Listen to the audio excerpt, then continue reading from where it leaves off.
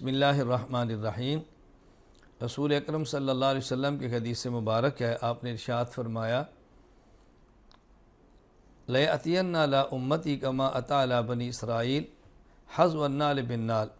میری امت پر بعین ہی ہو بہو وہی حالات آئیں گے جو بنی اسرائیل پر آئے تھے۔ میری امت بنی اسرائیل کے نقش قدم پر چلے گی۔ حتیٰ ان کان منہم من اتی امہ علانیہ لَيَأْتِيَنَّ فِي أُمَّتِي مَن يَصْنَعُ ذَلِكَ۔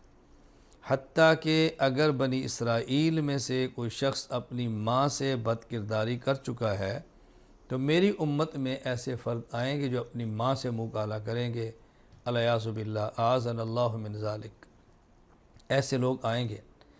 وَإِنَّ بَنِي إِسْرَائِيلَ تَفَرَّقَتْ عَلَىٰ سَنَتَيْنِ وَسَبْعِينَ مِلَّةً۔ میری امت میں بنی اسرائیل میں 72 فرقے تھے۔ وَإِنَّ بَنِي إِسْرَائِيلَ تَفَرَّقَتْ عَلَىٰ سَنَتَيْنِ وَسَبْعِينَ مِلَّةً۔ بنی اسرائیل میں 72 فرقے تھے۔ وَسَتَفْتَرِقُ أُمَّتِي عَلَىٰ 73 مِلَّةً، اور میری امت کے 73 فرقے بن جائیں گے۔ كُلُّهُمْ فِي النَّارِ إِلَّا مِلَّةً وَاحِدَةً۔ ان میں سے 72 جہنم میں جائیں گے، ایک جنت کے اندر جائے گا۔ قیل من ہی یا رسول اللہ، صحابہ کرام نے پوچھا یا رسول اللہ وہ جنت میں جانے والا فرقہ کون سا ہوگا؟ آپ نے ارشاد فرمایا ما انا علیہ و اصحابی، ما انا علیہ و اصحابی، ما انا علیہ نہیں فرمایا، ما انا علیہ و اصحابی، یعنی دین مجھ سے وہ لے جو میرے صحابہ کے ذریعے ان تک پہنچا ہو۔ حدیث مجھ سے لے، معنی میرے صحابی سے لے، آیات مجھ سے لے اور ان کی تفسیر اور شرح میرے صحابہ سے لے، یہ جنتی فرقہ ہوگا۔ جس طرح دوسری حدیث پاک میں ہے کہ قرآن کریم کی آیت اتری یوم تبیض وجوہ و تسود وجوہ، قیامت کے دن بعض لوگوں کے چہرے سفید ہوں گے، بعضوں کے سیاہ ہوں گے۔ تو صحابہ کرام نے پوچھا یا رسول اللہ جن کے چہرے سفید ہوں گے وہ کون ہوں گے؟ فرمایا ہم اہل السنت والجماع، اہل السنت والجماع، سنت رسول اللہ صلی اللہ علیہ وسلم کی، اور الجماع جماعت صحابہ کرام رضی اللہ عنہم اجمعین، آپ نے بتا دیا۔ تو یہاں آپ نے صحابہ کرام کا ذکر اپنے نام کے ساتھ فرمایا۔ یہاں جو بات میں نے سمجھانی ہے وہ یہ، پہلی بات یہ سمجھیں کہ پہلی امتوں میں 72 فرقے تھے، اس امت میں 73، یہ 73واں فرقہ کون سا ہے؟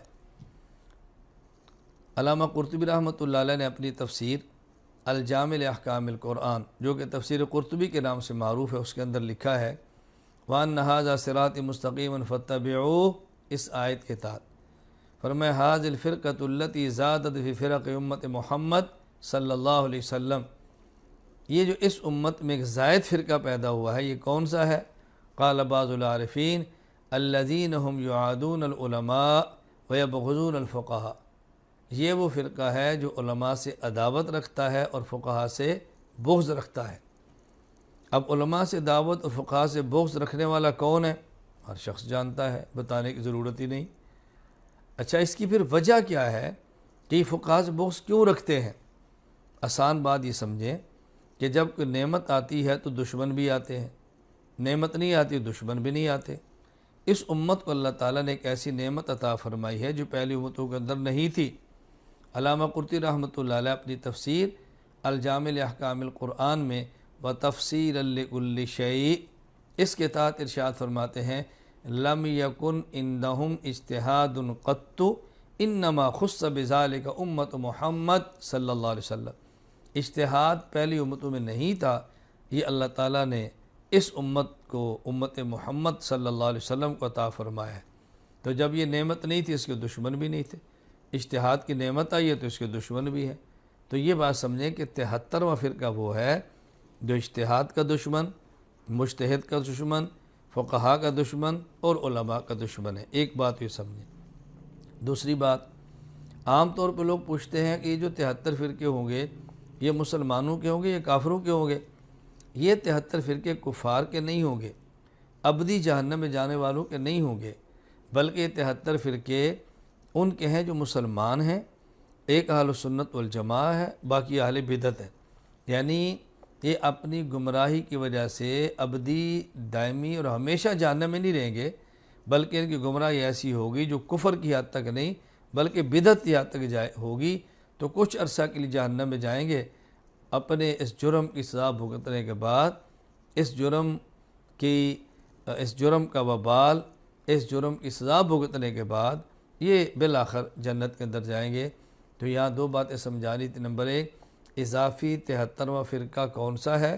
علماء، فقہا، مجتہدین، اجتہاد کا دشمن۔ نمبر 2، یہ 73 فرقے وہ نہیں ہوں گے جو اسلام اور کفر کی بنیاد پر ہیں، بلکہ یہ 73 فرقے اسلام اور بدعت کی بنیاد پر ہیں۔ ایک اہل سنت والجماعت اور باقی اہل بدعت۔